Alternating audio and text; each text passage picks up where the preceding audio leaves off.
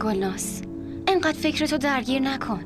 وقتی که آدم بیش از حد فکر میکنه تو هر چیزی بالاخره یه مشکلی پیدا میشه. هیچ وقت هم نمیتونه خوشحال باشه. تو از چی خوشحالی؟ خب بگو دیگه. اول بگو ببینم از چی انقدر ناراحتی؟ همش افسرده یه گوشه نشستی. این بخت و سرنوشت هیچی نیست. آدم خودش سرنوشتشو میسازه. باور کن حرفامو راست میگم. همش حرفه. بعضی آدم‌ها تو زندگیشون برای هر نیاز کوچیکی باید عذاب بکشن. وقتی هم بمیرن صف طلبکاراشون از صف عزاداراشون بلندتره.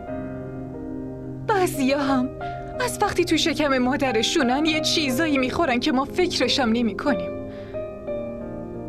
خدا آدمایی مثل ما رو برای این آفریده که آدمای مرفه با دیدنمون عبرت بگیرن و برای نعمتاشون شکر کنن. بابا چی داری میگی؟ این حرفای قلمبه سلمبت رو نمیفهمم. من فقط اینو میدونم که تو عادت داری همش یه دلیلی برای قصه خوردن پیدا کنی. گلناز ببین چی دارم میگم، سعی کن اینو بفهمی. برای خوشبختی که حتما نباید توی خونه بزرگ بود.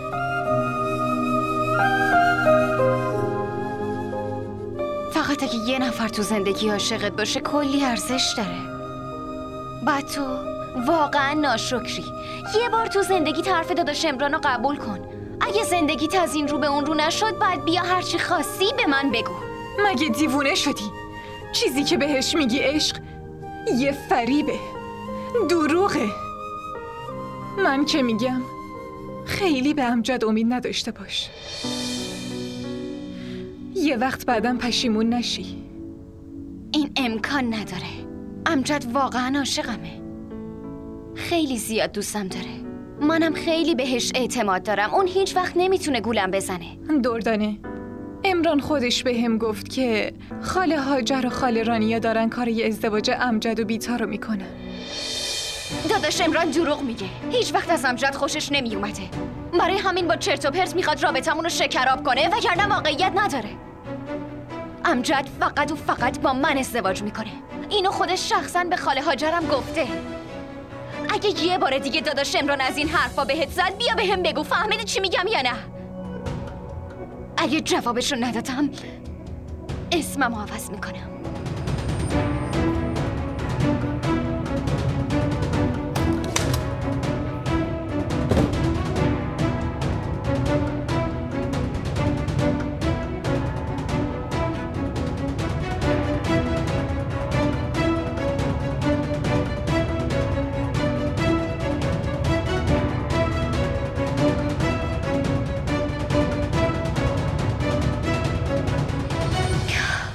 تلفنتو بردار امجد.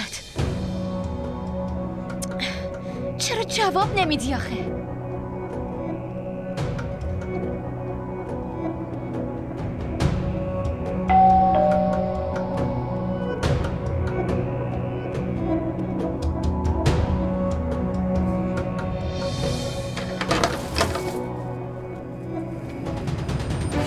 مامان چی شده؟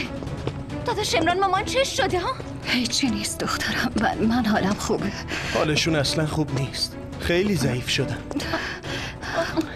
چی شده؟ تو را بیهوش شدن. خدا رو شکر من به موقع رسیدم، وگرنه معلوم نیست چی میشد. شما خوبی؟ دخترم نگران حال من نباش. حالم خوبه. برو براش چای چیزای دیگه بیار. از تو دنبال کاره. مامان ما حالا چای میاریم. شما با من زودتر بیاین بریم استراحت. برین استراحت کنین. مراقب باشین.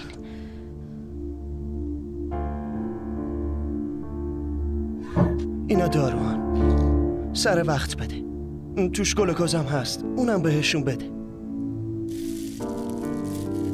باشه بیا بشین.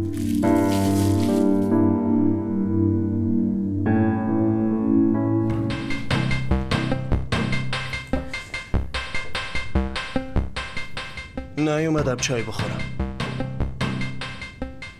میدونم مامان اصرار کرد، برای همین آوردم.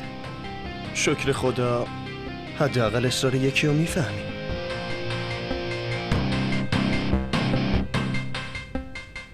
امروز دانشگاه نرفتی؟ نه، کل امشب نتونستم بخوابم.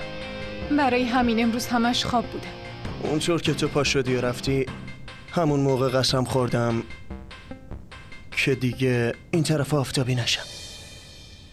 فقط به خاطر خاله فهیمه مجبور شدم و قسممو شکستم. خیلی زود کفاره‌شو میدم. خوب شد. سوء تفاهم منو برطرف کردی. هیچ وقت با خودم فکر نمی کردم که بخوای همچین قسمی بخوری.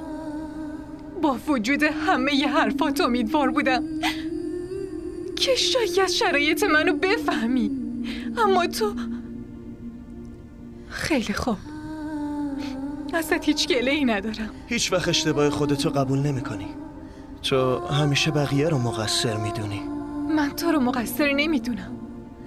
حداقل امروز تو این لحظه نمیتونم تو رو مقصر بدونم. منت به سرم گذاشتی. مامانو از تو خیابون برداشتی آوردی خونه. به خاطرش قسمتو شکوندی. الان دیگه عمران قبلی نیستی. تو دیگه شدی نجاتگر ما. حقیقت اینه که خدا تو رو مثل یه فرشته دقیقاً برای ما فرستاده. امروز اصلاً نمیتونم باهات بحث کنم.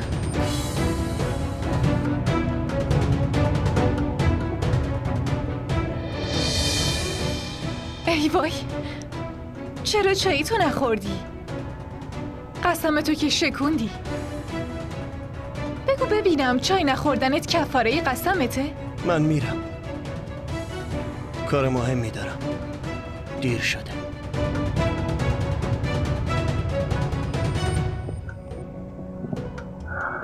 شاید دیگه فرصت نشه. برای همین برای آخرین بار دارم میپرسم. ببینم تو هنوز رو دنده لجی؟ من اصلاً باهات لج نکردم عمران.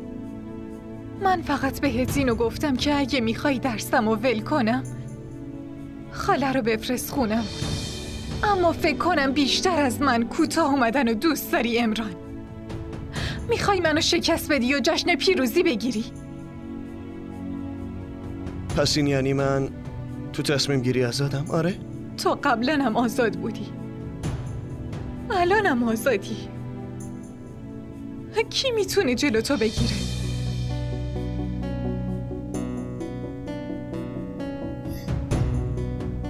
عمران،